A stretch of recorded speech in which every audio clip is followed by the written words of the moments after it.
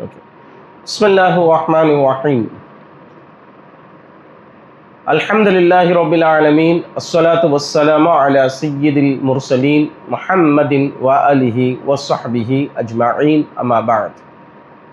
அன்பிற்குரிய மாணவர்களே, இதுவரைக்கும் மீராஸ் உடைய வசனங்கள், அதாவது மீராஸ் சம்பந்தமாக அல்லாஹ் சொல்லக்கூடிய சட்டங்களை பொதிந்த வசனங்கள், அதல்லாமல் அது தொடர்புடைய உலுல் அரஹாம் அப்படின்ற வார்த்தை வரக்கூடிய வசனங்கள், அதனுடைய விளக்கங்கள்லாம் பார்த்தோம்.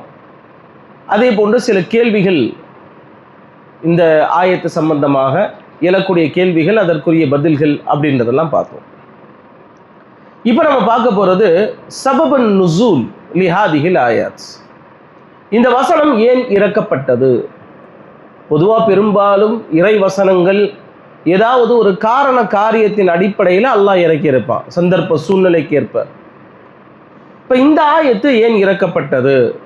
நான் சென்ற பாடங்களில் சொன்னேன், அல்லாஹ் ஆரம்பத்தில் உயில் எழுதக்கூடிய ஒரு சட்டத்தை கடமையாக்கி இருந்தான். வயின் தரக கைரனில் வசியத்து லில் வாலிதைனி வல் அக்ரபீன பில் மஅரூஃப் அப்படின்னு சொன்னேன்.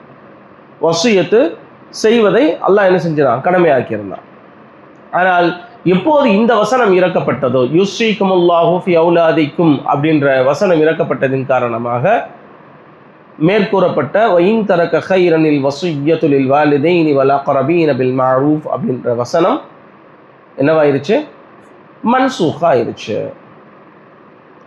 இப்போ இந்த வசனம் இறங்குவதற்கு காரணம் என்ன அப்படின்னா, ருவிய ஃபி சபபி நுசூலி ஆயத்தில் மவாரிஸ் ரிவாயாத்துன் அதீதா.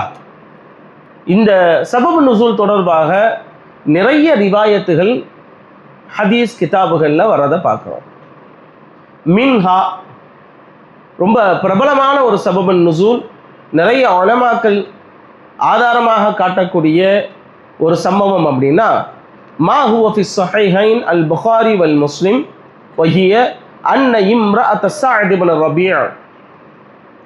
ஸஅத் இப்னு ரபீஅ என்ற சஹாபியுடைய மனைவி, அவங்க பெருமானார் ஸல்லல்லாஹு அலைஹி வஸல்லம் அவங்க கிட்ட வர்றாங்க. ஜாஅத் ரசூலுல்லாஹி ஸல்லல்லாஹு அலைஹி வஸல்லம் பி இப்னதைஹா மின் ஸஅதின்.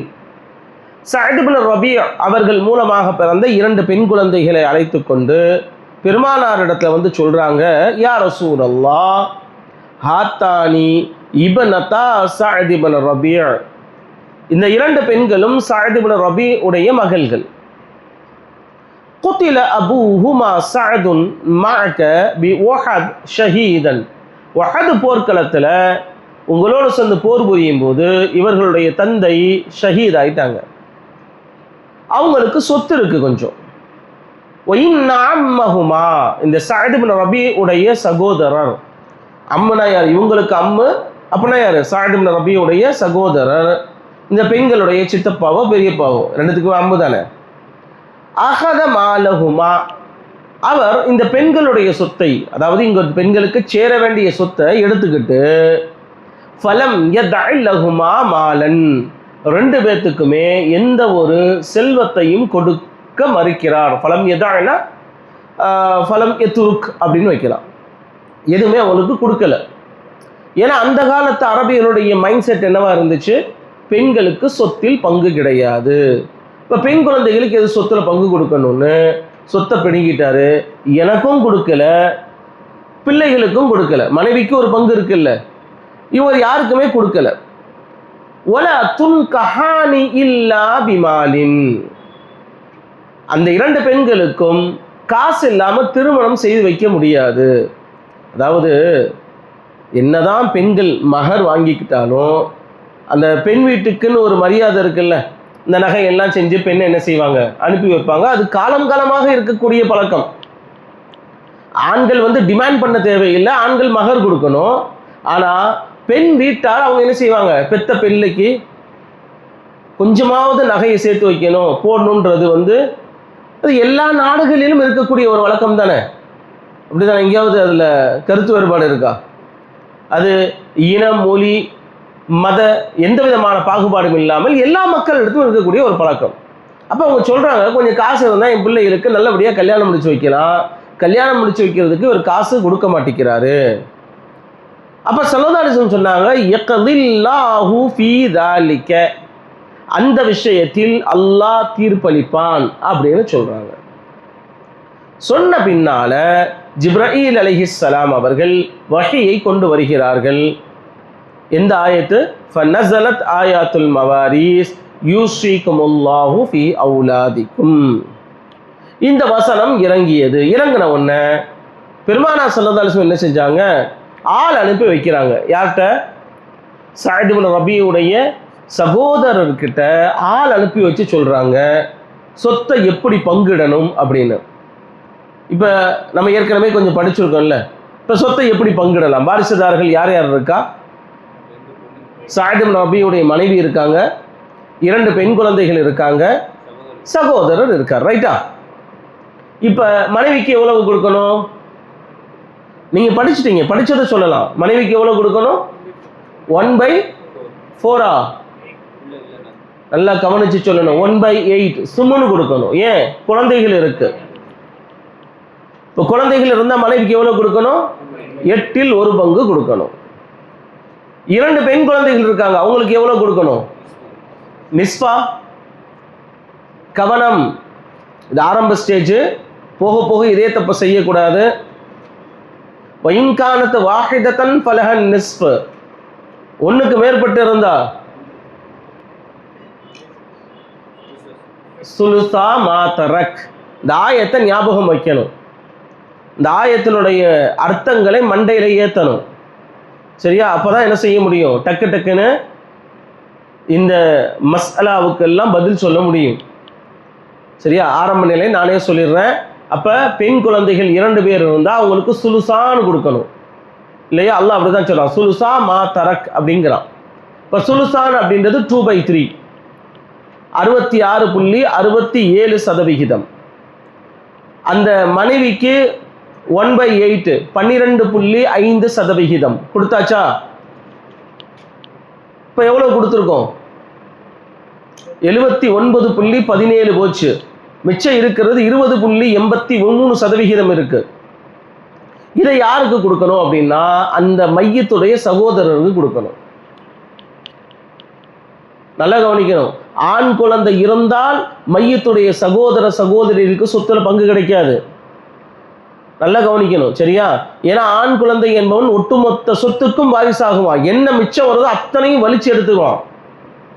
அது ஆண் குழந்தைக்கு உரிய உரிமை. பெண் குழந்தைகள் இருந்தால் அவர்களுக்கு வழங்க வேண்டிய உச்சபட்சமான பங்கு எவ்வளவு? எவ்வளவு சொன்ன? 2/3 சுலுசான். அப்ப இந்த மஸ்அலால வாரிசுதாரர்கள் மனைவிக்கு 1/8 கொடுத்தாச்சு, 2 பெண் குழந்தைகளுக்கு 2/3 கொடுத்துட்டோம். மிச்சம் உள்ள 20.83%, அதை 1/3 2/3 பிரிக்க முடியாது.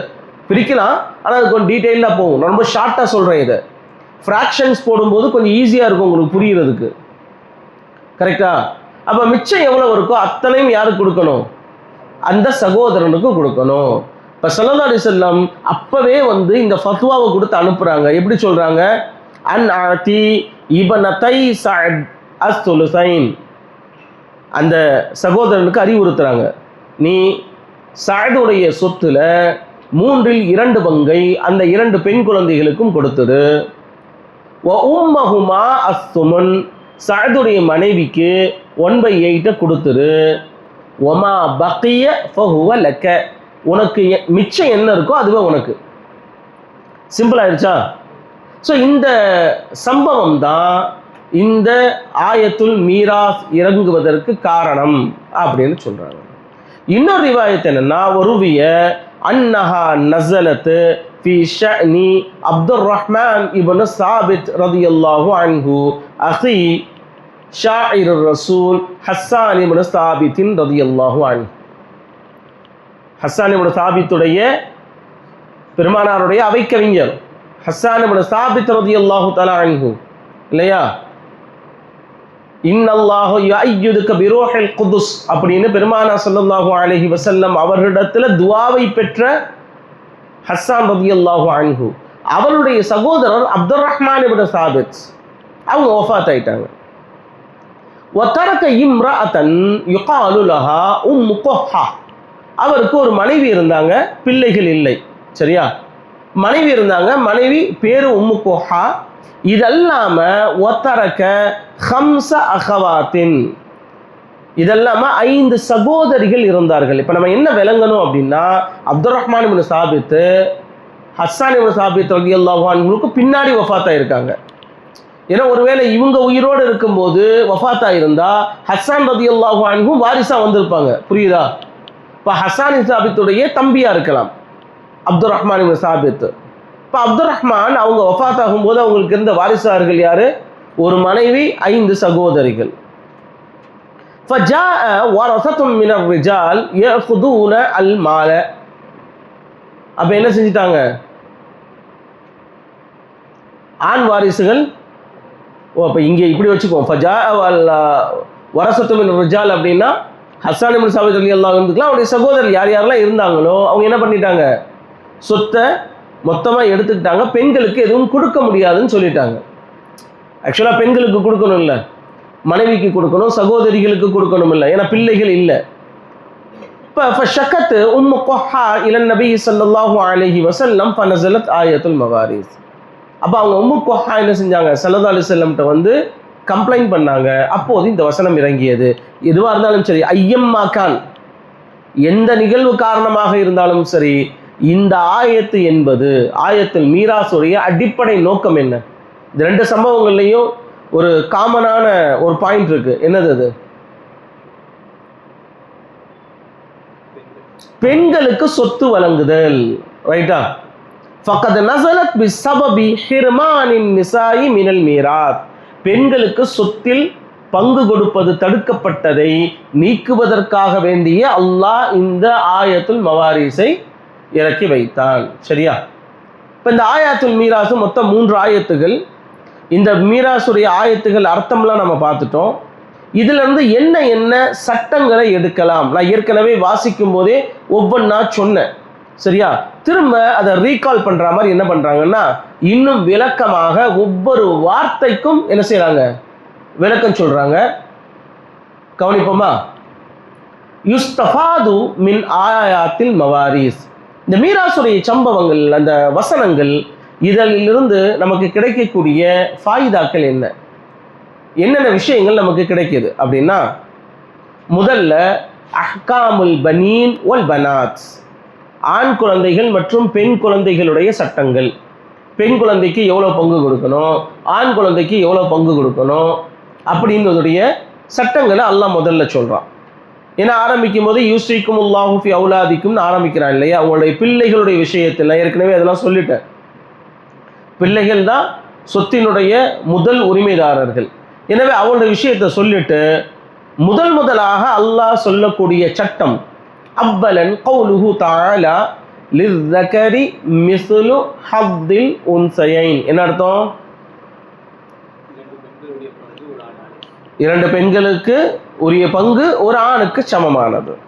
இந்த கிதாத்தும் மின் ஆயா, இந்த ஆயத்து இருக்கு இல்லையா, இந்த ஆயத்திலிருந்து என்ன என்ன சட்டங்களை நாம் தெரிந்து கொள்ளலாம் அப்படின்னா, அவ்வலன் இதா ஹல்லஃபல் மையிது ஸக்கரன் வாஹிதன்.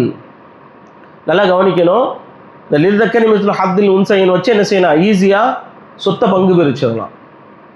ஒரு மையத்துக்கு அவர் விட்டுட்டு போனது ஸக்கரன் வாஹிதன் வ உன்சா வாஹிதத்தன், ஒரு ஆண் குழந்தை ஒரு பெண் குழந்தை, மனைவியோ மக்களோ இல்லைன்னு வச்சுக்கோங்களேன், மனைவியோ சகோதரர்களோ யார் இருந்தாலும் கிடையாது, அது ஒரு விஷயம். மனைவி இருந்தால் கிடைக்கும், சகோதரர்களுக்கெல்லாம் என்ன செய்யாது?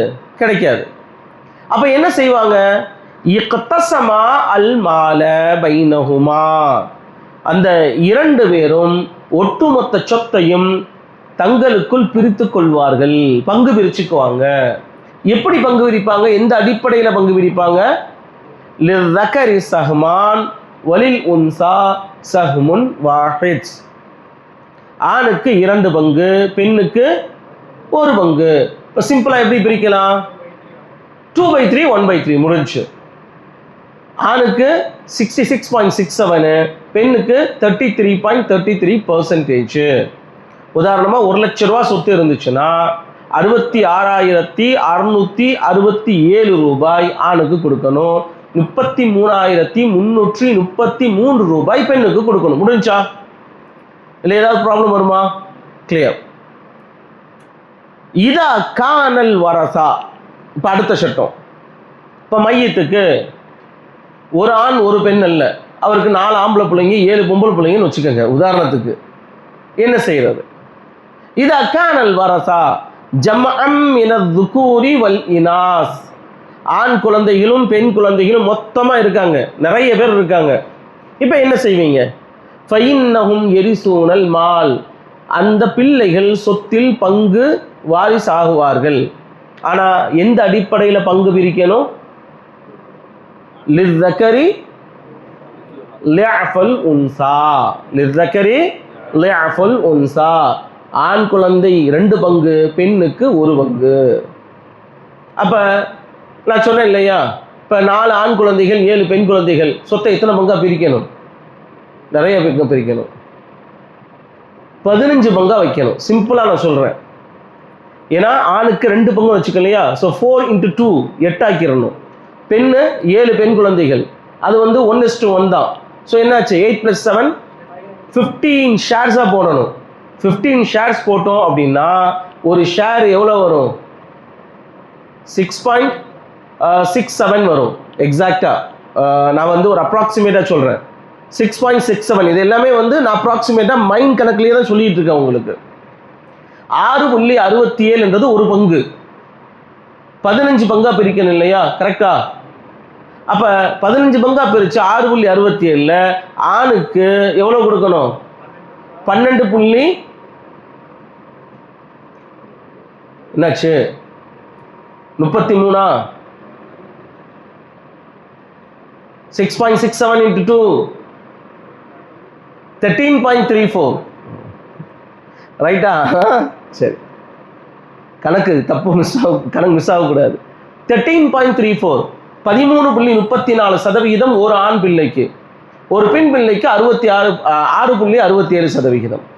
இப்படி பிரிச்சோம்னா முடிஞ்சு. இப்போ நீங்கள் எத்தனை பெண் குழந்தைகள் எத்தனை ஆண் குழந்தைகள் இருந்தாலும் சிம்பிளான லாஜிக்கு, சிம்பிளான கணக்கு என்னன்னா, ஆணுக்கு 2 பெண்ணுக்கு 1. நீ 10 ஆண் குழந்தைகள் 20 பெண் குழந்தைகள் இருந்தாலும் பிரச்சனை இல்லை. ரைட்டா? 2 ஆண் குழந்தை 3 பெண் குழந்தை இருந்தாலும் பிரச்சனை இல்லை. என்ன நம்பர்ஸ் இருந்தாலும் அந்த நம்பர்ஸை என்ன செய்யணும்? நம்ம 1:2 அப்படின்னு பங்கு பிரித்து சிம்பிளாக பங்கு பிரித்து கொடுத்துடலாம். இதுக்கு ஃபார்முலா, இதுக்கு வந்து கணக்கு போடணுன்ற அவசியம்லாம் கிடையவே கிடையாது. ஏன்? வாரிசுதாரர்கள் குறைவாக இருக்காங்க. வாரிசுதாரர்கள் அதிகமாகத்தான் நிறைய கணக்கு போட வேண்டியிருக்கும். ஏன்னா ஒரு மனிதனுக்கு வெறும் பிள்ளைகள் மட்டும் இருக்க மாட்டாங்க, மனைவி இருப்பாங்க, தாய் இருப்பாங்க, தந்தை இருப்பாங்க. அப்போ தான் என்ன செய்யும்? நிறைய மாறும். சரியா? அடுத்து இதா ஊஜித மஅல் அவுலாத். இப்போ நான் தான் சொன்னேன், ஒரு மையத்துக்கு பிள்ளைகள் மட்டும் இருக்க மாட்டாங்க. யார் இருப்பா? அஸ்ஹாபு ஃபுரூத். அஸ்ஹாபு ஃபுரூத் இருப்பாங்க. அஸ்ஹாபுல் ஃபுரூத் யாரு? யாரு? கொஞ்சம் சத்தமா. தாய் தந்தையர், மனைவி அல்லது கணவன். கஸ்ஸௌஜைன் அவில் அபவைன் فإننا نعطي أصحاب الفروض أبلا ثم ما تبقى نقسمه بين الأولاد للذكر مثل حظ الأنثيين. இப்போ கணக்கு நான் போடவா இல்லை தேவையில்லையா? இது எல்லாமே இப்போவே நான் மைண்ட் கணக்குலேயே சொல்கிறேன், கவனிச்சுக்கோங்க. ஒரு மையத்து அப்துல்லான்னு ஒருத்தர் இறந்துட்டார். அவருக்கு ஒரு தாய், ஒரு தந்தை, ஒரு மனைவி, 2 ஆண் குழந்தை, 2 பெண் குழந்தை. இதான் இவங்களுடைய வாரிசுதாரர்கள். சொத்தை எப்படி பிரிக்கலாம்? முதல்ல யாருக்கு கொடுக்கணும்? பெற்றோர்களுக்கு கொடுக்கணும். எவ்வளவு கொடுக்கணும்? 1/6. 2 பேர்த்துக்கு சேர்த்து 1/6. ஈச் 1/6. ஒவ்வொருத்தருக்கும் 1/6. அப்ப தாய்க்கு 1/6, தந்தைக்கு 1/6, மனைவிக்கு 1/8. Very good. இப்போ மிச்சம் எவ்வளோ இருக்கோ அதை என்ன செய்யணும்? எத்தனை பங்கா போடணும்? 6 பங்கா போடணும். 6 பிரித்து 2 பங்கு ஆண் பிள்ளைக்கு, 1 பங்கு பெண் குழந்தைக்கு. இப்போ நான் வந்து பெர்சன்டேஜில் இதே போடலாம். நான் போடுறது கரெக்டாக பாருங்க. அப்போ தாய்க்கு 16.67%, தந்தைக்கு 16.67%. எவ்வளோ ஆச்சு? 33.33 முடிஞ்சா. மனைவிக்கு 12.5 எவ்வளோ ஆச்சு? 45.53. இப்போ மிச்சம் எவ்வளோ இருக்கு? 54.47. நான் கால்குலேட்டர் யூஸ் பண்ணல, நான் தான் சொல்கிறேன். 54.47 இருக்கு. இந்த 50.47 தான் என்ன செய்யணும்? 6 பங்கா பிரித்து 2 ஆண் குழந்தைக்கு, 2 பங்கு ஆண் குழந்தைக்கு, 1 பங்கு பெண் குழந்தைக்கு கொடுக்கணும். சரியா? ஸோ இது மாதிரி பர்சன்டேஜ் போடும்போது இன்னும் கொஞ்சம் ஈஸியாக இருக்கும். பட் எனிஹாவ் நம்ம என்ன செய்வோம்? ட்ரெடிஷ்னலாகவும் ஃபாலோ பண்ணுவோம். இப்போ இந்த நான் ஃப்ராக்ஷன் சொல்கிறதெல்லாம் வந்து இப்போ லேட்டஸ்ட்டாக உங்களுக்கு புரியறதுக்காண்டி சொல்கிறேன். அந்த காலத்தில் ஃப்ராக்ஷன்லாம் கிடையாது, எல்லாமே வந்து நான் சொல்கிறேன் ஃப்ராக்ஷன்றேன். இது என்னது? பர்சன்டேஜ். ஆக்சுவலாக அந்த காலத்தில் ஃபாலோ பண்ணது எல்லாமே என்னது? பின்னங்கள் தான். பின்னங்கள் ஃப்ராக்ஷன் அந்த நம்பர்ஸாக தான் இருக்கும். 1/2, 1/3, 1/4, 2/3 இப்படி தான் இருக்கும். பின்னங்களின் அடிப்படையில் போட்டாங்க. இப்போ நம்ம என்ன செய்கிறோம்? பர்சன்டேஜை பிரிச்சுக்கிறோம். ஸோ இது புரியுது இல்லை எப்படி பிரிக்கலாம் அப்படின்னு? ஒருவேளை அடுத்த சட்டம் இந்த லிஸ்ஸக்கரி மிஸ்லு ஹத்தில் உன்சையிலிருந்து இவ்வளவு சட்டங்களை சொல்றாங்க. இதா தரக்கல் மையித்து இப்னன் வாஹிதன் ஃபகத்.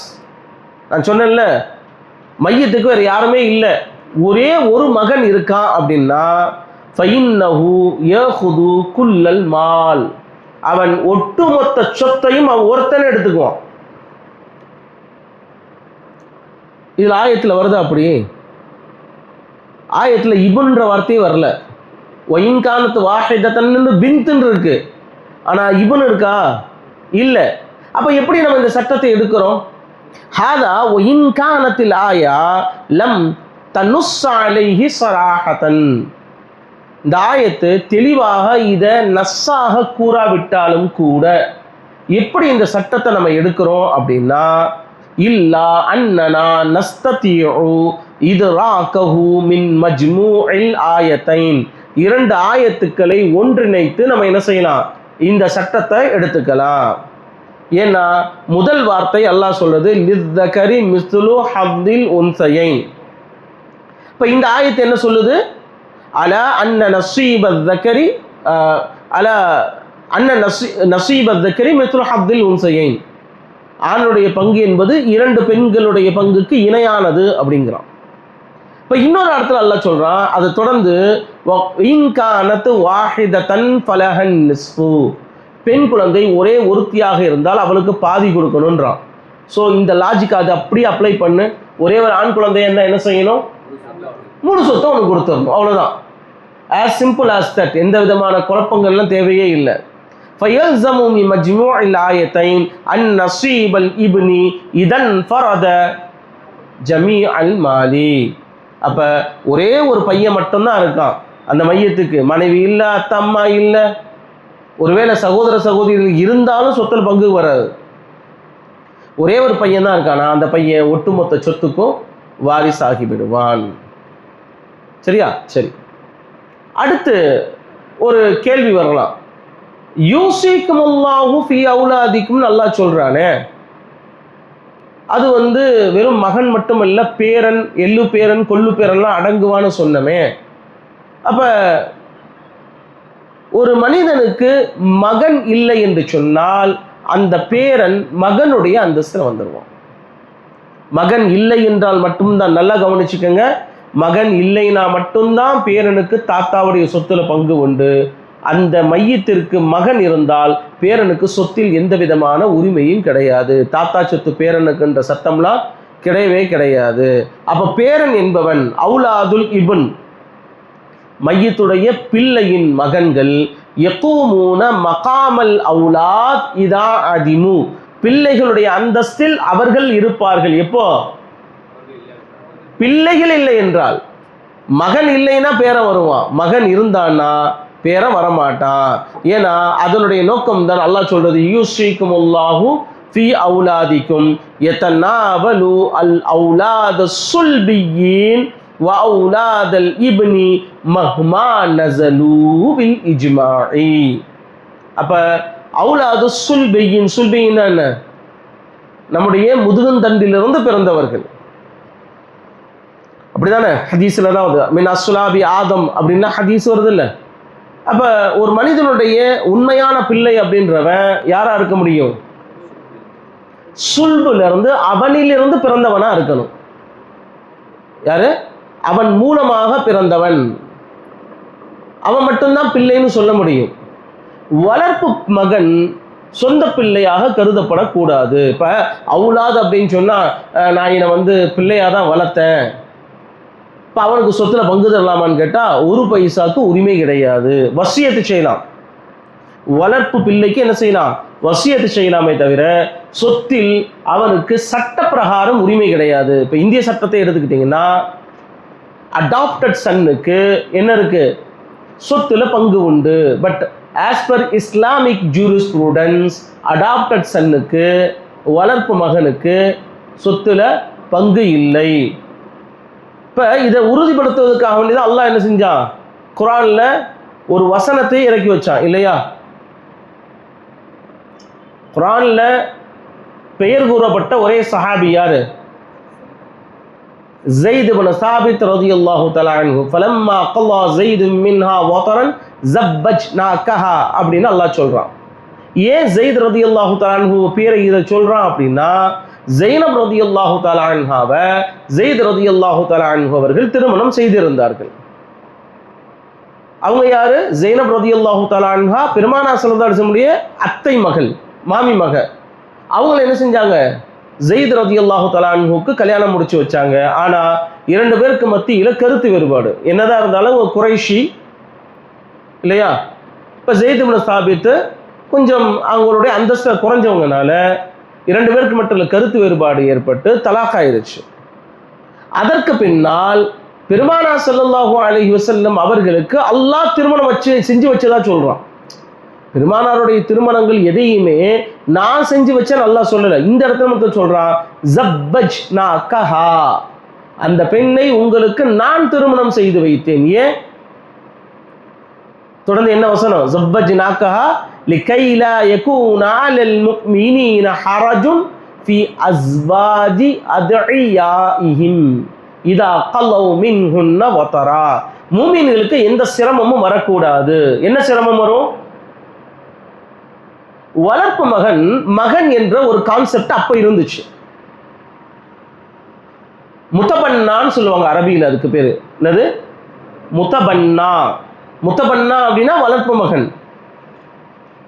மகனை போல ஒரு பிள்ளை எடுத்து வளர்த்தோம் அப்படின்னா மகனுக்கு என்ன உரிமை இருக்கோ அதே உரிமை அந்த வளர்ப்பு மகனுக்கும் இருக்கு.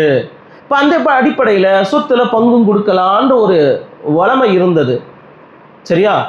அதே போல நம்முடைய பிள்ளையுடைய மனைவியை நம்ம திருமணம் செய்யக்கூடாது. அப்படித்தானே? பிள்ளை இல்லைன்னாலும் பரவாயில்ல, அப்படித்தானே? ஹுர்ரிமத் அலைக்கும் உம்மஹாத்துக்கும்ல அல்லாஹ் என்ன செய்யறான்? வ அஸ்வாஜி அப்னாயிக்குமா, அல்லாஹ் அப்படிதான் சொல்றான். உங்களுடைய பிள்ளைகளுடைய மகன்களுடைய மனைவி உங்களுக்கு ஹராம் அப்படிங்கிறான். ரைட்டா? அப்ப இந்த சட்டத்தை உடைக்கணும்னு அல்லாஹ் என்ன செஞ்சான் அப்படின்னா, மகன் வளர்ப்பு மகனாக முடியாது. அல் முத்தபன்னா லா யகூனு இப்னன், வளர்ப்பு மகனாக முடியாதுன்றத நிரூபிக்கிறதுக்காக வேண்டிய இந்த ஒரு சட்டத்தை அல்லாஹ் என்ன செய்யறான்? சொல்றான். எப்படி? வளர்ப்பு மகனுடைய மனைவிய பெருமானார் ஸல்லல்லாஹு அலைஹி வஸல்லம் செஞ்சாங்க, கல்யாணம் பண்ணாங்க. இப்போ வளர்ப்பு மகன் கிடையாது, மகனுடைய சட்டம் அவருக்கு வராது அப்படின்னு ஒரு கான்செப்ட் இது. சரியா? அப்ப நான் எதுக்கு சொல்றேன்னா, இந்த இடத்துல இந்த வார்த்தை எதுக்கு சொல்றாங்க? சுல்பின்னு, உங்களுடைய பிள்ளை, உங்கள் மூலமாக பிறக்கக்கூடிய பிள்ளை. மனைவியுடைய மகன் நம்ம பிள்ளையாக முடியுமா? உதாரணமா ஒருத்தர் என்ன செய்யறாரு? கல்யாணம் முடிக்கிறாரு ஒரு பெண்ணை. அந்த பெண்ணுக்கு ஏற்கனவே திருமணமாகி இன்னொரு கணவன் மூலமாக ஒரு மகன் இருக்கான். இந்த மகனை இவர் வளர்க்கலாம், அவனுக்கு எல்லா விதமான உதவிகள் செய்யலாம், எல்லாம் செய்யலாம். இவருக்கு வாரிசு அவன் ஆகுவானா? ஆக முடியாது. என்னதான் மகனாக வளர்த்தாலும், மனைவியுடைய மகனாக இருந்தாலும் சரி, இவருக்கு மகனாக முடியாது, சொத்தில் பங்கு பெற முடியாது. சிம்பிளான விஷயம். அப்ப இந்த முதல் விஷயங்கள் நம்ம என்னென்னலாம் தெரிஞ்சுக்கிட்டோம்? லிதக்கரி மிஸ்லு ஹத்தில் உன்சையிலிருந்து நமக்கு தெரிகிறது, சொத்தை விட்டு சென்ற அந்த மையத்துக்கு ஒரு ஆண் ஒரு பெண் மட்டும் இருந்தால் ஆணுக்கு 2 பங்கு, பெண்ணுக்கு 1 பங்கு. ஒன்றுக்கு மேற்பட்ட பிள்ளைகள் இருக்கக்கூடிய பட்சத்தில் ஈக்குவலாக ஷேர் என்ன செய்வாங்க, 2:1 அல்லது 1:2 அப்படின்ற அடிப்படையில் பங்கு விரித்து கொள்வார்கள். இதெல்லாம் அஸ்ஹாபுல் ஃபுரூத் இருந்தாங்கன்னா, மனைவி தாய் தந்தை மையத்துக்கு இருந்தாங்க அப்படின்னா அவர்களுக்கு கொடுக்க வேண்டியது கொடுத்துட்டு மிச்சம் எவ்வளோ இருக்கோ அவ்வளவு எடுத்துக்குவாங்க.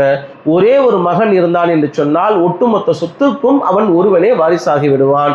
ஒருவேளை மையத்துக்கு மகன் அல்லது மகள் இல்லை என்று சொன்னால், மகன் தான் முக்கியமா, மகன் இல்லை என்று சொன்னால் அந்த மகனுக்கு மகன் இருந்தால் அந்த பேரன் மகனுடைய அந்தஸ்தை பெற்றுக்கொண்டு மகனுக்கு என்ன பங்கு கிடைக்குமோ அத்தனையும் பேரனுக்கும் கிடைக்கும்.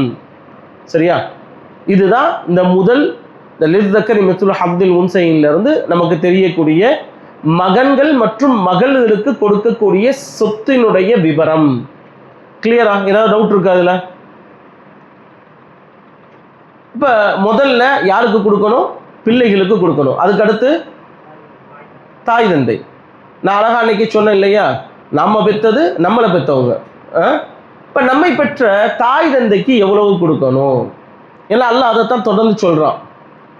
வலி அபவைஹி லிகுல்லி வாஹிதின் மின்ஹும் அஸ்ஸுதுஸு மிம்மா தரக இன் கான லஹு வலத் ஃபஇன் லம் யகுல் லஹு வலதுன் வவரிஸஹு அபவாஹு ஃபலி உம்மிஹி ஸுதுஸ் ஃபஇன் கான லஹு இஹ்வத்துன் ஃபலி உம்மிஹி ஸுதுஸ்.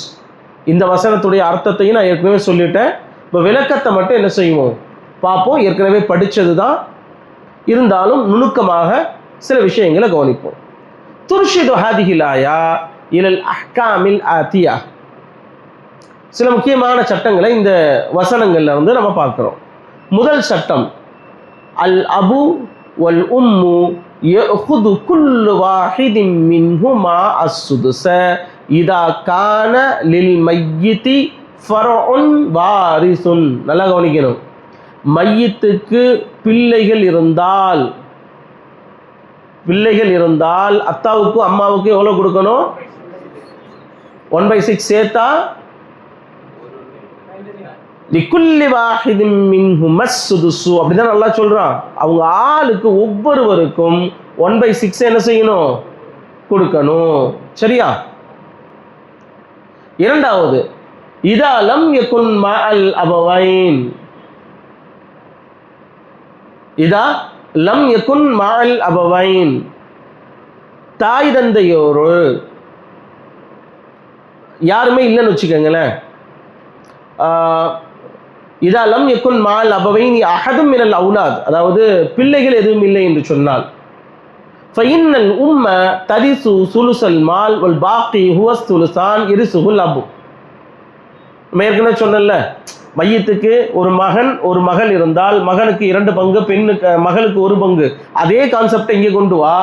இங்கே மையத்துக்கு யார் இல்லை? பிள்ளைகள் இல்லை, இருக்கிறது தாயும் தந்தையும் மட்டும்தான். அப்போ தாய்க்கு 1 பங்கு, தந்தைக்கு 2 பங்கு. சிம்பிள். இதில் ஏதாவது பிரச்சனை இருக்கா? ப்ராப்ளம் வருமா? கமா ஹுவ மஃப்ஹூமுல் ஆயா வதாலிக பிமஃப்ஹூமில் ஆயா லிஅன்னஹு ذُكِرَ நசீபுல் உம்மி வஹுவ ஸுலுஸ். அந்த ஆயத்தில் என்ன சொல்லப்பட்டிருக்கு? அம்மாவுக்கு கொடுக்க வேண்டிய பங்கு சொல்லப்பட்டிருக்கு. அம்மாவுக்கு எவ்வளோ கொடுக்கணும்? 1/6. என்னப்பா 1/6ங்கிறீங்க? 1/3. அல்லாஹ் அப்படி தானே சொல்கிறான். நல்லா கவனிங்க வார்த்தையை. ஃபஇன் லம் யகுல் லஹு வலதுன் வவரிஸஹு அபவாஹு ஃபலி உம்மிஹி ஸுலுஸ். அம்மாவுக்கு 1/3 கொடுங்கணுங்கிறான். லிதக்கரி மிஸ்லு ஹத்தில் உன்சையினை அப்ளை பண்ணா அம்மாவுக்கு 1/3னா அத்தாவுக்கு 2/3. வசக்கத்தானில் அபு, அல்லாஹ் வந்து தந்தையை பற்றி சொல்லலை. ஃபதல்ல அலா அன்னல் பாக்கி நசீபுஹு. அப்போ இதுலேருந்து என்ன தெரியுதுன்னா மிச்சம் யாருக்கு கொடுக்கணும்? தந்தைக்கு கொடுத்துட வேண்டியது. அப்போ பிள்ளைகள் இல்லை என்று சொன்னால் தாய்க்கு 1 பங்கு, தந்தைக்கு 2 பங்கு. சரி, அந்த மையத்துக்கு பிள்ளைகள் இல்லை, ஆனால் சகோதரிகள் இருக்காங்க. இப்போ என்ன செய்ய? சகோதரிகளுக்கு சொத்துல பங்கு கிடைக்குமா அப்படின்னா கிடைக்காது. சரியா? நல்லா புரிஞ்சுக்கங்க. இந்த கான்செப்ட் நல்லா தெரிஞ்சுக்கணும். மையத்துக்கு பிள்ளைகள் இல்லை என்று சொன்னால் தாய் தந்தை இருந்தால் தாய் தந்தை மட்டும்தான் சொத்துல பங்கு எடுத்துக்குவாங்களே தவிர சகோதர சகோதரிகளுக்கு சொத்துல பங்கு கிடையாது. ஆனால் இதையும் நான் 2ஆம் வகுப்பில் சொன்னேன்னு நினைக்கிறேன். தாயினுடைய பங்கு என்னவாகும்? டிக்ரீஸ் ஆகும். 1/3 என்னவாகும்? 1/6 மாறும். ஏன் பார்ப்போம். இதா உஜித மஅல் அபவைனி இஹ்வத்துன்,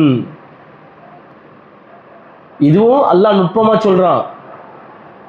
2க்கு மேற்பட்ட சகோதர சகோதரிகள், இஹ்வத்துன் அப்படின்றது 2க்கு மேற்பட்டது இஹ்வத்துன் தான். அஹ்வான்ன்ற வார்த்தை இல்லை, அதுவும் நம்ம பின்னாடி படிப்போம் அதனுடைய விளக்கமும். 2க்கு மேற்பட்ட சகோதர சகோதரிகள் இருந்தார்கள் என்று சொன்னால் ஃபஇன்னல் உம்ம தரிசு சுதுசல் மாலி, அம்மாவுக்கு எவ்வளோ கிடைக்கும்? 1/6 தான் கிடைக்கும். வல் பாக்கி ஹம்சத்து அஸ்தாசின் லில் அபி, மிச்சம் எவ்வளோ இருக்கு? 5/6. ஹம்சத்து அஸ்தாஸ்னா என்ன? 6ல் 5 பங்கு. 5/6 83.33% யாருக்கு போகும்? வாப்பாவுக்கு போயிடும். இப்போ அத்தாவுக்கு 83.33, அம்மாவுக்கு வெறும் 16.67%. ஏன் இந்த சேஞ்சு? முதலில் பார்த்தோம் அம்மாவுக்கு ஒரு பங்குன்னு சொன்னாலும் 33.33 வந்துச்சு. ஆனால் அங்கே மையத்துக்கு சகோதர சகோதரிகள் இல்லை. இங்கே மையத்துக்கு சகோதர சகோதரிகள் இருக்காங்க, ஆனால் அவங்களுக்கு கிடைக்காது. ஆனால் என்ன செய்வாங்கன்னா தன்னுடைய தாயினுடைய பங்கை குறைத்து விடுவார்கள்.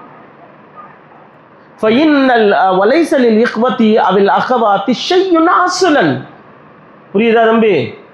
இப்போ யாரோ இருக்குன்னு தலையாட்டினீங்களே, சகோதர சகோதரிகளுக்கு சொத்துல அறவே அவங்களுக்கு 1 பைசா பங்கு கிடைக்காது. ஏன்னா தந்தை என்ன செய்வாரு? திரையா நிற்பாரு, ஹாஜிபா நிற்பாரு. அவரை மீறி ஒன்றும் பண்ண முடியாது. பெற்ற மனிதர் இல்லையா? மையத்துக்கு பிள்ளைகள் இல்லை என்றால் எல்லா சொத்தும் அவருக்கு தான் உரிமைதாளர். நீங்கள் கேட்கலாம், என்ன அநியாயமா இருக்கு? மேலே உள்ள சூரத்தில் அம்மாவுக்கு 1/3 கொடுக்க சொன்னீங்க. அண்ணன் தம்பி இருந்தால் அவங்களுக்கும் கொடுத்தா பரவாயில்ல, கொடுத்ததுனால அம்மாவுக்கு குறைஞ்சா நியாயம். அவங்களுக்கும் கொடுக்கல, ஆனால் யாருக்கு கொடுக்குறோம்? வாப்பாக்கு இன்க்ரீஸ் பண்ணுறோம். வாப்பாக்கு 66.67 83.33 போகுது. அம்மாவுக்கு 33.33 16.67 குறையுது. ஏன்? மல் ஹிக்மத்து ஃபி ஹஜ்பி உம்மிஹிம் மினஸ் சுலுசி இலஸ் சுதுசி மஅ அன்னஹும் லா யரிசூன். கேள்வி வருதா இல்லையா? சகோதர சகோதரிகளுக்கு ஒண்ணுமே கொடுக்காம அம்மாவுக்கு ஏன் குறைக்கிறீங்க அப்படின்னு கேட்டா, வல் ஜவாப் அன்னல் ஹிக்மத வல்லாஹு அலம் பிஸ்ஸவாப், அனைத்தையும் தெளிவாக அறிந்தவன் அல்லாஹ் தான், அது சந்தேகமே இல்லை. ஆனா இங்க அந்த ஹிக்மத் என்னன்னு சொல்றாங்க? அன்னல் அப் எலி நிகாஹஹும் வன் நஃபகத அலைஹிம் தூன உம்மிஹிம். ஏன்னா அந்த தந்தை வயதானவராக இருந்தால் கூட சரி, அந்த பிள்ளைகளுக்கு கொடுக்க வேண்டியது அவருடைய கடமை. ஒருவேளை அவங்க திருமணம் முடிக்காதவங்களா இருந்தால் திருமணம் முடிச்சு வைக்கணும், அல்லது மற்ற செலவுகள் இருந்தால் இவர் தான் கொடுக்கணும். ஆனால் அம்மாவுக்கு அந்த பங்கு இருக்கா? அந்த பொறுப்பு இருக்கா? ஏற்கனவே பார்த்தோம் இல்லையா? وَلَيْسَ عَلَيْهَا أَيُّ شَيْءٍ لَا تَجِبُ عَلَيْهَا نَفَقَاتُ الْأَوْلَادِ وَهُمْ إِخْوَةُ الْمَيِّتِ فَكَانَتْ حَاجَتُهُ إِلَى الْمَالِ أَكْثَرَ مِنْ حَاجَةِ الْأُمِّ الَّتِي لَا تُكَلَّفُ شَيْءٍ مِنَ النَّفَقَةِ. எந்த விதமான செலவுக்கும் கட்டாயப்படுத்தப்படாத அந்த தாய்க்கு அதனால தான் சுலுசிலிருந்து சுதுசா குறையுது. சரியா? அது கூட அல்லாஹ் ஒரு சகோதரன் இருந்தால் குறைக்கல, நல்லா கவனிக்கணும். ஒருத்தர் இருந்தால் பிரச்சனை இல்லை, ஒன்றுக்கும் மேற்பட்டவர்கள் 2க்கும் மேற்பட்டவர்கள் இருந்தாதான் அந்த சுதுசா மாறுது. இல்லைன்னா அந்த அம்மாவுக்கு என்ன செய்யும்? சுலுசு கிடைச்சிரும். சரியா? இதெல்லாம் கொஞ்சம் நுட்பமான சட்டம். ஏன்னா இன்னைக்கு பெரும்பாலும் இப்பெல்லாம் பார்க்க முடியாது. யாராவது மையத்துக்கு தாய் தந்தை மட்டும் இருந்து சகோதர சகோதரிகள் இருந்து இருக்காங்களா? அப்பெல்லாம் இருக்கிறது ரொம்ப குறைவு. அப்படி இருந்தால் என்ன சட்டம்? ரைட்டா? அடுத்து இந்த யூசிக்குமுல்லாஹுன்ற வசனத்தை அல்லாஹ் தாய் தந்தையை சொல்லிட்டு உடனே அப்படியே முடிச்சிடல. அதுக்கப்புறம் ஒரு விஷயத்தை சொல்றான். என்ன சொல்றான்? ஃபலி உம்மிஹி ஸுதுஸு.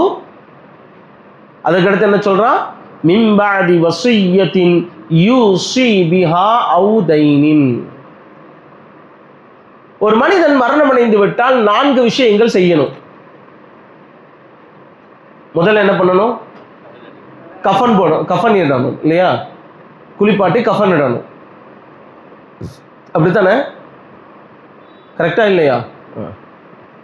அதுக்கு அடுத்து பார்த்தீங்க அப்படின்னா அவனுடைய கடனும் வசியத்தும் நிறைவேற்றப்பட வேண்டும். அதுக்கப்புறம் தஃபன் செய்யணும். அதுக்கப்புறம் தான் என்ன செய்யணும்? சொத்தை பங்கு பிரித்து தஃபன் செய்யணும். இப்ப மனுஷன் இறந்துட்டான், வசியத்தும் செஞ்சிருக்கான், கடனும் இருக்கு. எதற்கு முதல் முக்கியத்துவம் கொடுக்கணும்? ஏன்னா குர்ஆன்ல அல்லாஹ் வசியத்தின் அப்படின்னு சொல்லிட்டு தைனை 2ஆவதா கொண்டு வரான். இப்ப ஒரு மனிதன் இறந்து விட்டால் அவனுடைய சொத்தில் முதலில் நிறைவேற்றப்பட வேண்டியது வசியத்தா தைனா? ஆனா 2ஆவது தான் தைன் குர்ஆன்ல வருது. வசியத்தின் அவு தைனின் அப்படின்னு சொல்றான். யூசிபிஹா அவு தைனின் அப்படின்னு. ஆனா சட்ட பிரகாரம் என்ன செய்யணும் அப்படின்னா அத்தைனு முகத்தமுன் அலல் வசியா. வசியத்தை காட்டிலும் கடன் தான் முற்படுத்தப்பட வேண்டும். அதாவது கடனை முதல்ல கொடுத்துடணும். ஏன்னா கடன் யாருடைய பொறுப்பு? மையத்துடைய பொறுப்பு. உதாரணமா ஒரு 10 லட்ச ரூபா சொத்து இருக்கு, ஆனா 5 லட்ச ரூபா கடன் வாங்கியிருக்காரு அப்படின்னா அந்த 5 லட்ச ரூபா கடனை முதல்ல கொடுக்கணும். வசியத்தை அதற்கப்புறம் தான் நிறைவேற்றணும். சொத்தை அதுக்கப்புறம் தான் கையே வைக்கணும் இல்லையா? கடனை அந்த அளவுக்கு முக்கியமானது கடனை நிறைவேற்றுவது. அதனால தான் நம்ம என்ன செய்கிறோம்? ஜனாசாக்கள்ல மையத்தினுடைய வாரிசுதாரர்கள் எங்களுடைய தந்தை, எங்களுடைய தாய் அல்லது எங்களுடைய சகோதரர் ஏதாவது ஒருத்தர் சொல்லி அவர் கடன் வாங்கியிருந்தால் அதுக்கு நான் பொறுப்பெடுத்துக்கிறேன் அப்படின்னு சொல்கிறோம். அப்போ இதனுடைய நுட்பம் என்ன, இதனுடைய காரண காரியங்கள் என்ன அப்படின்றத ரொம்ப சிம்பிளாக அழகாக என்ன செஞ்சுருப்பாங்க இமாம் சாபுனி சொல்கிறாங்க. மின்பாதி வசியத்தின் யூசிபிஹா அவு தைன் லாஹிருல் ஆயத்தில் கரீமா. இந்த ஆயத்தை வெளிப்படையாக பார்த்தோம் அப்படின்னா எதுல்லோ அலா அன்னல் வசியா முகத்தமத்துன் அலத்தைன். கடனை விட வசியத்தும் முற்படுத்தப்பட வேண்டும் அப்படின்னு தெரியுது. ஆனால் அன்னல் அம்ர பில் ஆக்கஸ். ஆனால் உண்மையான விஷயம் என்னன்னா இதற்கு அப்படியே மாற்றமானது. ஒஹுவ அன்னத்தைன யுகத்தம். கடன் முற்படுத்தப்பட வேண்டும். ஃபத்துக்குல்லா துயூனுல் மையிதி சும்ம துனஃபது வசியத்துஹு. முதலில் அவனுடைய கடன்கள் அடைக்கப்பட வேண்டும், பின்பு அவனுடைய வசியத்தை நிறைவேற்றப்பட வேண்டும். வஹக்கதா கல்லா ரசூலுல்லாஹி ஸல்லல்லாஹு அலைஹி வஸல்லம். பெருமானார் ஸல்லல்லாஹு அலைஹி வஸல்லம் செஞ்சிருக்காங்க, இப்படித்தான் நிறைவேற்றி இருக்கிறார்கள். ருவிய அன் அலியின் ரலியல்லாஹு அன்ஹு கால் அன்னஹு கால். அலி ரலியல்லாஹு சொல்றாங்க, இன்னக்கும் லதக்ரஊன ஹாதிஹில் ஆயா மின் பஅதி வஸிய்யத்தின் யூஸி பிஹா அவு தைன் வ இன்ன ரசூலல்லாஹி ஸல்லல்லாஹு அலைஹி வஸல்லம் கலா பித்தைனி கப்லல் வஸிய்யா. நம்ம குர்ஆன் ஆயத்தில் வசியத்தின் முதல்ல பார்க்குறோம். ஆனால் பெருமானார் ஸல்லல்லாஹு அலைஹி வஸல்லம் முதலில் கடனை நிறைவேற்றி விட்டுத்தான் வசியத்தை நிறைவேற்றினார்கள். ஏன்? மா ஹியல் ஹிக்மத்து ஃபி தாலிக். அதனுடைய நுட்பம் என்ன? வலஅல்லல் ஹிக்மா. நுட்பம் என்ன தெரியுமா? வலஅல்லல் ஹிக்மா ஃபி ஹாதா தக்தீம் அன்ன தைன் சாபித்துன் ஃபி ஸிம்மத்தில் முதீன் கப்லல் வஃபாத்தி வ பஅதஹா. கடன் வாங்கினார் இருக்கு இல்லையா, கடன் வாங்கினாருடைய பொறுப்புல அந்த கடன் என்பது சாபித்தா இருக்கும். உயிரோடு இருக்கும் போதும் சரி, மரணம் அடைந்தாலும் சரி, தலைக்கு மேல சுத்திக்கிட்டே இருக்கும். வலஹு மதாலிபும் மின் கிபலின் நாஸ் வ ஹுவ தாயின். கடன் கொடுத்தவன் கண்டிப்பாக வந்து கேட்பான், வாப்பாவுக்கு நான் கடன் கொடுத்துருக்கேன், எனக்கு அதை திரும்பி கொடு அப்படின்னு யார் கேட்பா? கடன் கொடுத்தவன் கேட்பான், யுதாலிபு பிஹி அல் வரஸ வ யுலாஹகுஹும் ஹத்தா யத்ஃபஉ லஹு ஹக்கா. வாரிசுதாரில் வந்து என்ன செய்வான், புடிச்சு அழுத்தி எடுத்துருவான், எனக்கு கடன் கொடுத்த காசு கொடுக்குறியா இல்லையா அப்படின்னு. ஆதாரத்தோடு வரும்போது கொடுத்து தானே ஆகணும், பொய் சொன்னால் கொடுக்க தேவையில்லை. அத்தா கடன் வாங்கியிருக்காருன்னு பொய் சொன்னால் கொடுக்க தேவையில்லை. ஆதாரத்தோடு வந்தான் அப்படின்னா அவனுக்கு நிறைவேற்ற வேண்டும். ஆனால் வசியத்து அப்படி இல்லையே. வசியத்து கட்டாயமா, எழுதணுன்றது கட்டாயமா? நான் ஏற்கனவே சொன்னேன்ல, எவ்வளோ மேக்சிமம் கொடுக்கலாம் வசியத்தில்? 1/3. அது கட்டாயமா? அது வந்து வாலண்டரியாக செய்கிறது இல்லை, அவனா விருப்பப்பட்டு வாலண்டரியாக செய்கிறது, கம்பல்சரியாக செய்கிறது இல்லை. அவனா விருப்பப்பட்டு என்ன செய்யலாம், நான் வசியத்து செய்கிறேன், என்னோட சொத்துல 1/3 என்ன செய்யுங்க, இந்த மாதசாவுக்கு எழுதி வைங்க, இன்னாருக்கு கொடுங்க, அல்லது 1/3 எடுத்து இப்படி இப்படி பிரித்து கொடுங்க அப்படின்னு என்ன செய்யலாம், கொடுக்கலாம். அது அவருடைய விருப்பம். அப்போ வலைஸ லில் வஸிய்யத்தி ஹாகதா பிஹிலாஃபில் வஸிய்யா ஃபஇன்னஹா தபர்ருஉன் மஹதுன். அந்த வஸிய்யத் என்பது தபர்ருனா என்ன அர்த்தம்? டொனேஷன். லேட்டஸ்ட் அரபியில் தபர்ரு என்ன அர்த்தம்? டொனேஷன், நன்கொடை, தானம். மஹதுன், மஹதுன்னா ஹாலிசுன், முழுமையாக அது ஒரு டொனேஷன். யாராவது டொனேஷன் கொடுக்கறது கட்டாயமா வற்புறுத்தி வாங்க முடியுமா? கேட்கலாமா? கேட்கவும் முடியாது, கேட்கவும் கூடாது. வலைஸ ஹுனாக மன் யுதாலிபு பிஹா மின் பஷரின் மினல் பஷர். மனிதர்களிலிருந்து யாராவது வந்து அதை உரிமையா எனக்கு வசியத்து கொடு அப்படின்லாம் கேட்க முடியாது. முதல்ல வசியத்து எழுதப்பட்டது அவருக்கு தெரியணும்ல. ஃபலி அல்லா யதஹாவனன் நாஸு ஃபீ அம்ரிஹா வ தஷுஹு நுஃபூஸுல் வரஸத் பி அதாஇஹா. ஏன் அல்லாஹ் வசியத்தை முற்படுத்தினானா, மக்கள் அந்த விஷயத்தில் ரொம்ப கேர்லெஸ்ஸாக இருக்கக்கூடாது. வசியத்து தானே, கொடுக்கலன்னா என்ன அப்படின்னு நினைக்கக்கூடாது. அதே போல் ஒத்தஷுஹு நுஃபூஸுல் வரஸா, வாரிசுதாருடைய மனசு என்ன ஆகும், கஞ்சத்தனம் பண்ணும். யோசிச்சு பாரு, என் வாப்பா 10 லட்ச ரூபா வச்சுட்டு போயிருக்காரு, 3,33,000 தூக்கி ஏதாவது ஒரு ஆளுக்கு கொடுக்கணும், ஏதாவது ஒரு மதரசாவுக்கு கொடுக்கணும்னா மனசு வருமா? நான் இவ்வளோ தேவையோடையனா இருக்கேன். மனுஷனுக்கு தேவை அப்படின்றது அடங்காது இல்லையா? அவனுக்கு 30 லட்ச ரூபா கொடுத்தாலும் அடங்காது. இருந்தாலும் அவன் என்ன செய்வான், கொடுக்கணுமான்னு நினைப்பான். அப்படி மனது கருமித்தனம் பண்ணக்கூடாது. அவன் அதை கொஞ்சம் கேர்லெஸ்ஸாக நினைக்கக்கூடாது. அப்படின்றதுனால தான் அல்லாஹ் வசிய்யத்தை முற்படுத்தி இருக்கான். கத்தம அல்லாஹு தபாரக வ தஆலா ஃபி ذிக்ரி ஃபதனப்பஹ். ஃபதனப்பஹ்னா என்ன அர்த்தம்? உஷாராயிக்க, உஷாரா இருந்துக்க அப்படின்னு சொல்றான். அடுத்து இந்த விஷயத்தை சொல்லிட்டு அல்லாஹ் சொல்றான், ஆபாவுக்கும் வ அபுனாஉக்கும் லா ததுரூன ஐயுஹும் அக்ரபு லக்கும் நஃபா. உங்களுடைய தந்தைகள் மற்றும் பிள்ளைகள் அவர்களில் யார் உங்களுக்கு உண்மையிலேயே அதிகமாக பலன் தரக்கூடியவர்கள் என்பது உங்களுக்கு தெரியாது அப்படிங்கிறான். நான் ஆரம்ப பாடத்தில் இதை சொன்னேன்னு நினைக்கிறேன். ஏன்னா நமக்கு தெரியாது. நம்ம என்ன நினைப்போம், நமக்கு கூடவே இருந்த, நமக்கு உதாரணமாக அண்ணன் இருந்திருக்காரு, கூட ஹெல்ப் பண்ணியிருக்காரு, அவருக்கு தான் சொத்துல பங்கு போகணும்னு நினைப்போம். ஆனால் பிள்ளைகள் இருக்கும்போது அந்த அண்ணனுக்கு சொத்துல பங்கு கிடைக்காது. ரைட்டா? என் தங்கச்சி பையன் என்னை ரொம்ப பாசமாக பார்த்துக்கிட்டான், எனக்கு சொத்துல அவனுக்கு பங்கு கொடுக்கலான்னு நினைக்கிறேன், கொடுக்க முடியுமா? கொடுக்க முடியாது. அப்போ அல்லாஹ் நிர்ணயித்து வைத்த விஷயம் இது. தந்தைக்கு இவ்வளவு, மகனுக்கு இவ்வளவு, சகோதரனுக்கு இவ்வளவு அப்படின்றது. இந்த விஷயத்தில் في هذه الآيات الكريمة إشارة إلى أن الله تبارك وتعالى قد تولى قسمة المواريث بنفسه. இந்த மீராசுடைய பங்குகளை பிரிப்பதனுடைய பொறுப்பை யார் எடுத்துக்கொண்டார்? நீயோ நானாவா எடுத்திருக்கோம்? அல்ல பக்கத்து வீட்டுக்காரர் எடுத்திருக்காங்களா? முழு பொறுப்பையும் எடுத்துக்கொண்டவன் அல்லாஹ். வலம் யத்ருகுஹா லி அஹதின் மின் ஹல்கிஹி. அவனுடைய படைப்பினங்கள்ல யாருக்குமே அந்த உரிமையை அல்லாஹ் தரல. ஏன்னா லிஅன்னல் பஷர் மஹ்மா அராது அன் யுஹக்கிகுல் அதாலா ஃபஇன்னஹும் லன் யப்லுகூஹா அவ் யஸ்லு இலைஹா அலல் வஜ்ஹில் அக்மல். மனித இனம் என்னதான் நேர்மையா இருக்கணும், நியாயமா இருக்கணும், ரொம்ப சத்தியத்தோடு செயல்படணும்னு சொன்னா கூட எக்ஸாக்டா கம்ப்ளீட்டா வஜ்ஹுல் அக்மல் ஒரு பரிபூரணமான முறையில் அவனால நிலைநாட்ட முடியாது. وَلَنْ يَسْتَطِيعُوا أَنْ يَأْتُوا بِمِثْلِ هَذِهِ الْقِسْمَةِ الْعَادِلَةِ لِأَنَّهُمْ يَجْهَلُونَ أَمْرَ الْآبَاءِ وَالْأَبْنَاءِ.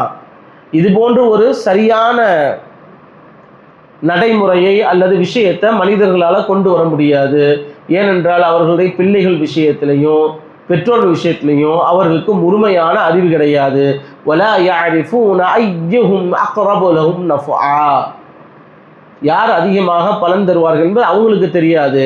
ஆனால் அம்மல்லாஹ் ஜல்லத் குத்ரத்துஹு ஃபஹுவல் ஹகீமுல் அலீம் அல்லதி கஸ்ஸம ஃபஅதல் வஅதா ஃபஅரதா வமன் அஹ்ஸன மினல்லாஹி ஹுக்மன் லிகௌமின் யுகினூன். அல்லாஹ் நீதியானவன், நேர்மையானவன், அவனை விட சிறந்த முறையில் தீர்ப்பு வழங்குவது யார்? அப்படி இருக்கையில் இந்த வசனத்தை பொறுத்த வரைக்கும் அல்லாஹ் அந்த பொறுப்பை எடுத்துக்கொண்டதாக சொல்கிறான். எனவே இதில் குறை கண்டுபிடிப்பதற்கோ குற்றம் சொல்வதற்கோ அல்லது கரெக்ஷன் சொல்வதற்கோ நமக்கு உரிமைகள் கிடையாது அப்படின்றத புரிஞ்சுக்கணும். அடுத்து ஹாமிசன். அப்போ தாய் தந்தைக்குரிய சொத்து பங்கீட பார்த்துட்டோம், கடன் மற்றும் வசியத்துடைய விஷயங்களை பார்த்துட்டோம். அடுத்ததாக நம்ம என்ன பார்க்கணும்? நம்ம கட்டினது, அது கணவனாக இருந்தால் மனைவி, மனைவியாக இருந்தால் கணவன், அவங்களுக்கு எவ்வளோ சொத்தில் பங்கு கொடுக்கணும்?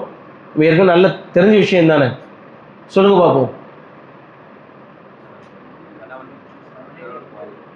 கணவனுக்கு எப்போ? பிள்ளைகள் இல்லை என்று சொன்னால் மனைவியின் சொத்தில் கணவனுக்கு பாதி. வலக்கும் நிஸ்ஃபு மா தரக அஸ்வாஜுக்கும். ஆயத்தோடு ஓதுனீங்கன்னா மைண்டில் செட் ஆகிடும். சரியா? ஃபைன் கான லக்கும் லஹுன்ன வலதுன் ஃபலக்கும் ருபுஉ மிம்மா தரக்கன மின் பஅதி வஸிய்யத்தின் யூஸீன பிஹா அவதைன். பிள்ளைகள் இருந்தால் 1/4. அதே மாதிரி வலஹுன்ன ருபுஉ மிம்மா தரக்கத்தும் இல்லம் யகுல் லக்கும் வலத். உங்களுக்கு பிள்ளைகள் இல்லை என்று சொன்னால் மனைவிக்கு 1/4. அப்புறம் ஃபைன் கான லக்கும் வலதுன் ஃபலஹுன்ன ஸுமுனு மிம்மா தரக்கத்தும் மின் பஅதி வஸிய்யத்தின் தூஸூன பிஹா அவதைன். மனசிலா இல்லை? சரி, இவ்வளவுதான் சட்டம். இதில் ஏதாவது பிரச்சனை இருக்கா?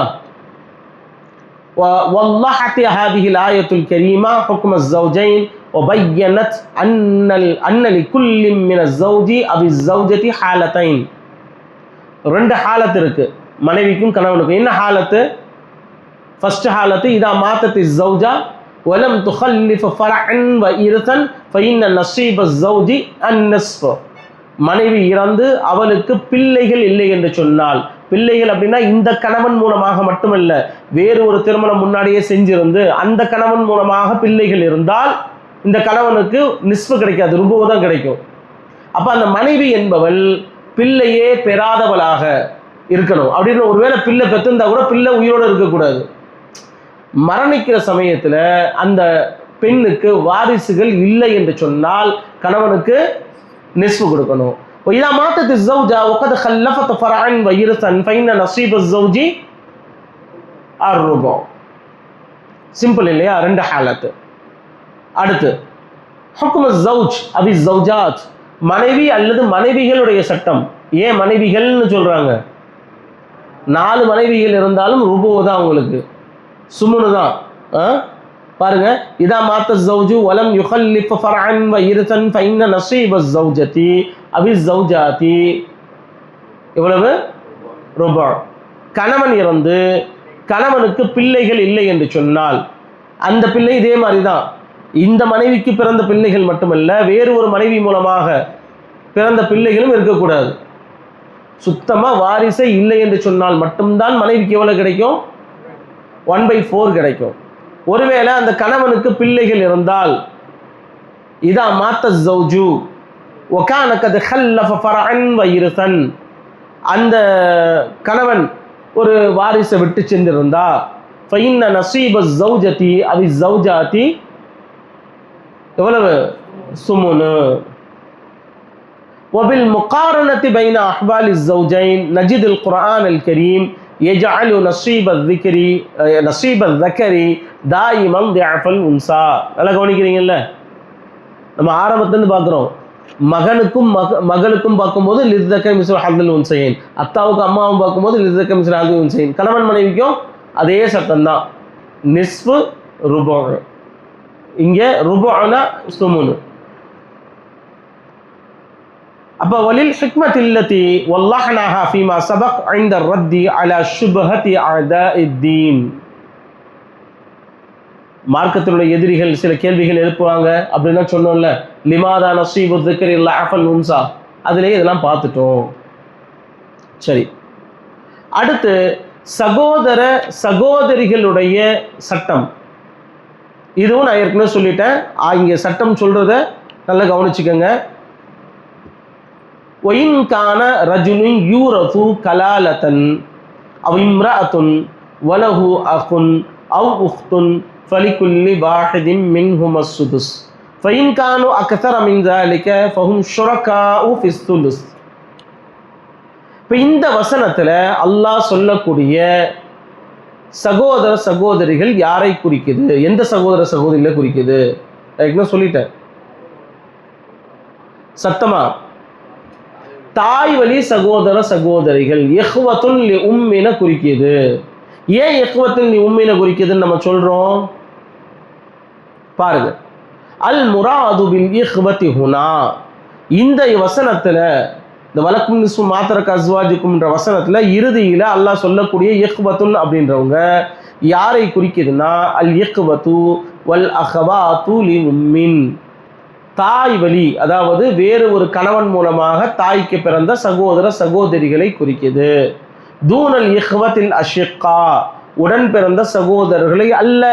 வதூனல் இஹ்வத்தில் அபின், தந்தை வழி சகோதர சகோதரிகளை அல்ல. பிதலீல் பாதில் கிராஅத் ஸாபிதா வஹிய கிராஅத் ஸஅத் இப்னு அபி வக்காஸ் ரலியல்லாஹு அன்ஹு. அவங்களுடைய ஒரு ரிவாயத்து இருக்கு, எப்படின்னா அவ் இம்ரஅத்துன் வலஹு அஹுன் அவ் உஹ்துன் மின் உம்மின் அப்படின்ற வார்த்தை ஓதுறாங்க. அந்த ரிவாயத்தில் எப்படி வருது? அவ் உஹ்துன் மின் உம்மின்னே வருது. ஸோ அது மிகப்பெரிய ஆதாரம். இந்த வசனம் யாரை குறிக்குது? தாய் வழி சகோதர சகோதரி குறிக்குது அப்படின்னு. ஒருவேளை அந்த உம்மின்ற ஹதீஸை, அது அப்படி ஒரு ரிவாயத்து இருக்கிறத, கிராத் இருக்கிறத இல்லாமல் அறிவுபூர்வமாக சிந்திச்சால் கூட இந்த வசனம் அந்த தாய் வழி சகோதர சகோதரிகளை தான் குறிக்குது அப்படின்னு நம்ம என்ன செய்யலாம், முடிவுக்கு வரலாம். உலமாக்கள் அதை தான் என்ன செஞ்சிருக்காங்க, நமக்கு விளக்கியிருக்காங்க. எப்படி? وقد أجمع العلماء على أن الإخوة في هذه الآية يراد بهم الإخوة لأم. இந்த வசனத்தில் அல்லாஹ் சொல்லக்கூடிய சகோதரர்கள் அவர்கள் தாய் வழி சகோதர சகோதரிகள் தான். வத்தலீலு, இதுக்கு ஆதாரம் என்ன? அலா அன்னல்லாஹ சுப்ஹானஹு வ தஆலா கத் ذكر மீராத் அல் இஹ்வதி மர்ரத்தைன். அல்லாஹ் சகோதர சகோதரிகளுக்கு வழங்க வேண்டிய சொத்தினுடைய விவரங்களை ரெண்டு இடத்துல சொல்றான். ஒன்று இங்க சொல்றான், இன்னொன்று எங்க சொல்றான்? சூரத்து நிசாவுடைய கடைசி ஆயத்து, மர்ரத்தன் ஹுனா வ மர்ரத்தன் ஃபி ஆகிரி ஹாதிஹி ஸூரா யஸ்தஃப்தூன குலில்லாஹு யுஃப்தீக்கும் ஃபில் கலாலா. அப்ப ஃபஜஅல ஃபி ஹாதிஹி ஆயத்தி லில் வாஹிதி அஸ்ஸுதுஸ் வ லில் அக்ஸரி அஸ்ஸுலுஸ். இந்த வசனத்தில் பார்த்தீங்கன்னா ஒவ்வொருத்தருக்கும் 1/6 கொடுக்கணுங்கிறான், மேக்சிமம் 1/3 கொடுக்கணுங்கிறான் இந்த வசனத்தில். அதே போல அவர்கள் ஷுரகாவு ஃபிஸ்ஸுலுஸ்ங்கிறான்.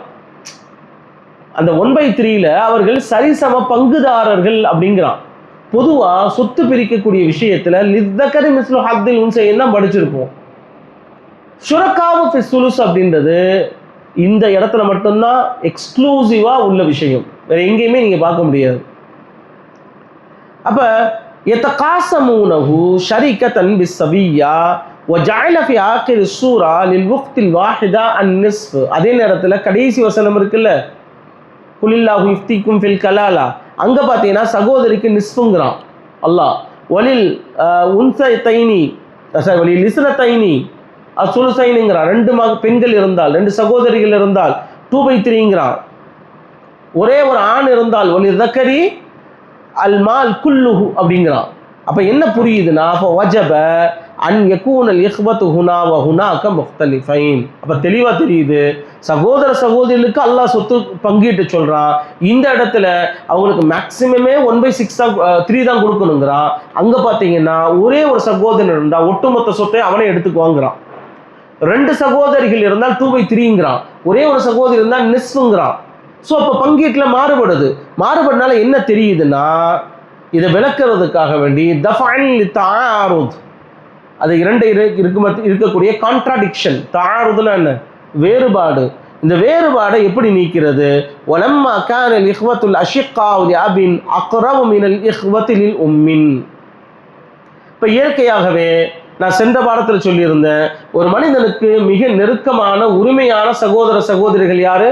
ஃபர்ஸ்ட் ப்ரிஃபரன்ஸு உடன் பிறந்த சகோதர சகோதரிகள், 2வது இஹ்வத்துல் யாபின்.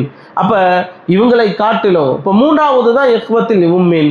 லிதாலிக வஅது நஸீபன் ஹுனாக அவ்ஃபர் ஃபதஅய்யன் அன் யகூனல் முராது ஹுனா அல் இஹ்வத்துல் உம்மின். அப்போ இதுலேருந்து என்ன தெளிவாகுது அப்படின்னா, இங்கே அல்லாஹ் சொல்லக்கூடிய சகோதர சகோதரிகள் தாய் வழி சகோதர சகோதரிகள் தான்.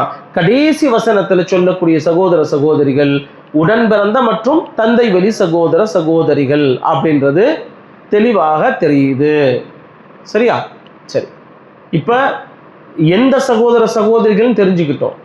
எவ்வளவு சொத்துல பங்கு கொடுக்கணும் பாருங்க. ஹாலாத்துல் இஹ்வதி வல் அஹவாத்தி லி உம்மின். தாய் வழி சகோதர சகோதரிகளுடைய நிலைகள்னா என்ன? பங்கு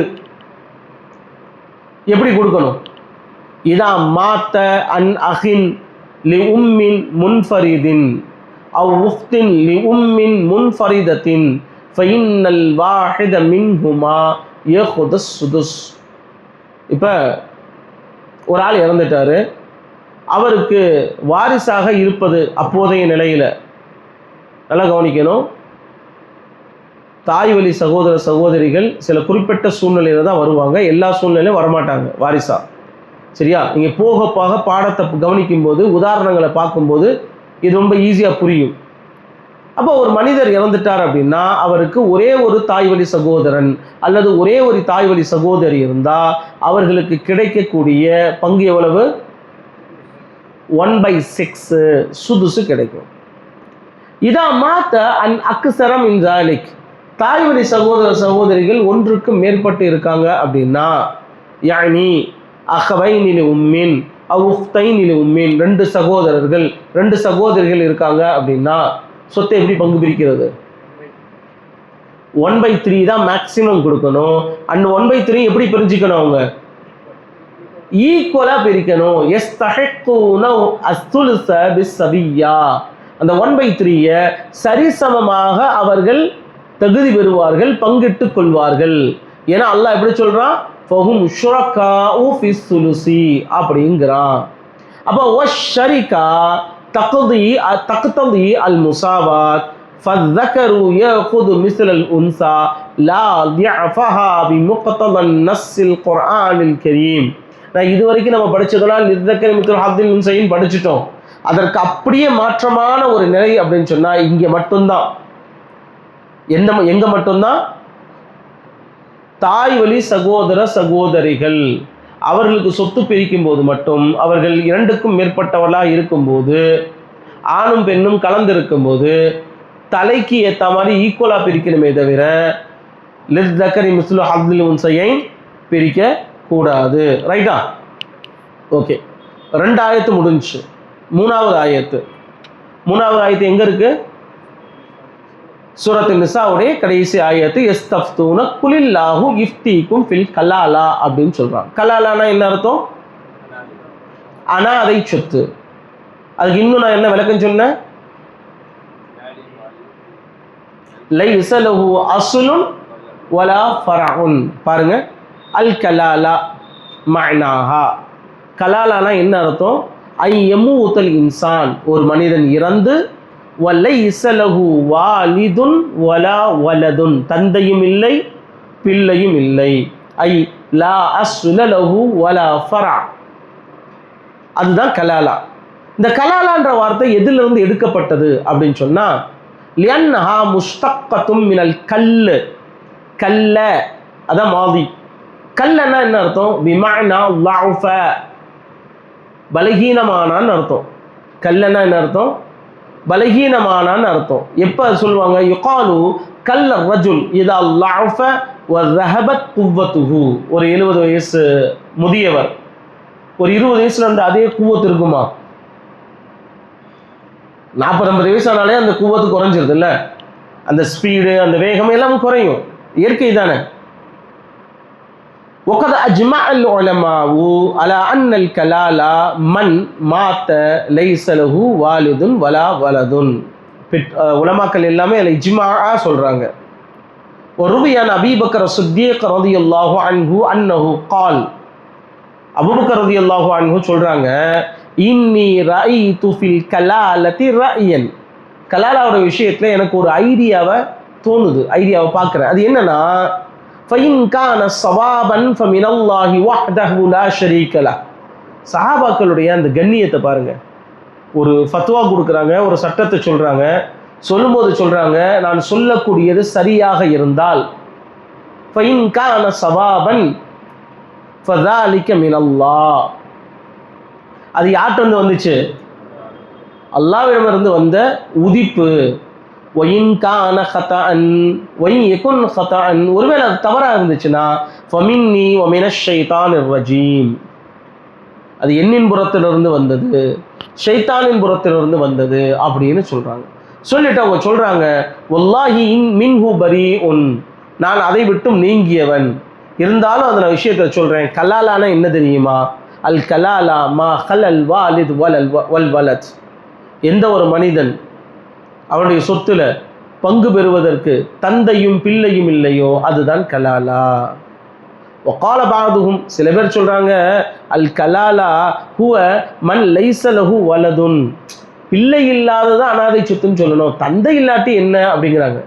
கலாலானா தந்தையும் இருக்கக்கூடாது பிள்ளையும் இருக்கக்கூடாது, அது இருந்தாதான் கலாலாவுடைய அர்த்தம் முழுமை வரும். இதுதான் இமாம்களுடைய ஒட்டுமொத்த கருத்து. இப்போ அந்த வசனத்திலையும் அல்லாஹ் சொல்றான், இப்போ நம்ம படித்தோம் இல்லையா, இந்த மேற்கொண்ட வசனத்திலையும் மின்பாதி வசியத்தின் யூசி பிஹா அவுதைனின் கைர முல்லாரின் அப்படிங்கிறான். முல்லாருன்னா என்ன அர்த்தம்? இடையூறு அளித்தல், தொல்லை கொடுக்கிறது.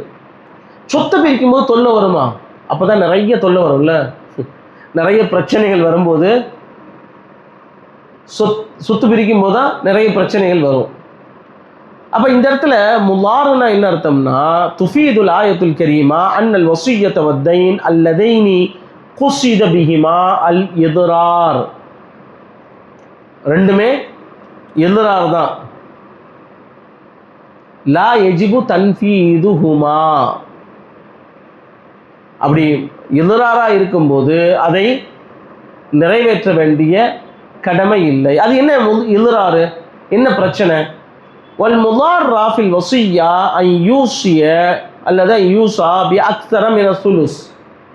வசியத் மேக்ஸிமம் எவ்வளோ கொடுக்கணும், எவ்வளோ செய்யணும்? 1/3. தலைவர் என்ன பண்ணிட்டாரு, ஒட்டுமொத்த சொத்தையும் வசியத்து எழுதுங்கிறாரு. அந்த வசியத்தை செல்லுபடி ஆகுமா? அது பிரச்சனைக்குரிய வசியத்து தானே. சரி. வல் முதார்ராத்து ஃபி தைன், தைன்ல என்ன பிரச்சனை அப்படின்னா, ஐ யக்ர பிதைனின் லிமன் லைஸ லஹு அலைஹி தைனுன் லில் இல்ராரி பில் வரஸா. இது எப்படின்னு சொன்னா, ஒருத்தர் மையத்தானான்னு தெரிஞ்சவனே ஒருத்தர் போய் சொல்றாரு, இப்போ வாப்பா போன வாரம் தான்ப்பா என்கிட்ட 1 லட்ச ரூபா கடன் வாங்கினாரு, மனுஷன் பேப்பர் கூட எழுதி கொடுக்குறேன்ட, அதெல்லாம் வேணாம்ப்பா அப்படின்னு சொல்லிட்டாரு அப்படின்னு ஒருத்தன் சொன்னானா ஒத்துக்க முடியுமா? இப்போ வாரிசுதாரர்களுக்கு தொல்லை கொடுப்பதற்காக வேண்டி கடன் இல்லாத அல்லது கடன் வாங்காத ஒரு ஆளை பற்றி கடன் வாங்கினதா சொல்றது. இதுதான் கைர முல்லாருடைய விளக்கம். இப்போ யாருக்கு என்ன செய்யக்கூடாது? வசியத்தை நிறைவேற்றுவதற்கோ தைனை நிறைவேற்றுவதற்கோ எந்த விதமான இடையூறும் இல்லாமல் நிறைவேற்ற வேண்டும், எந்த விதமான பிரச்சனையும் இல்லாமல் நிறைவேற்ற வேண்டும்னு அல்லாஹ் என்ன செய்யறான்? ஒரு இஷாதை கொடுக்குறான். சரியா? இப்போ அந்த கடைசி வசனம் குலில் இஃப்திக்கும் ஃபில் கலாலாவுடைய வசனத்தில் என்ன சட்டங்கள் சொல்லியிருக்கான்? ரொம்ப சிம்பிள். இப்போ நான் சொன்னேன்ல, அது அப்படியே பார்த்தீங்கனாலே போதும்.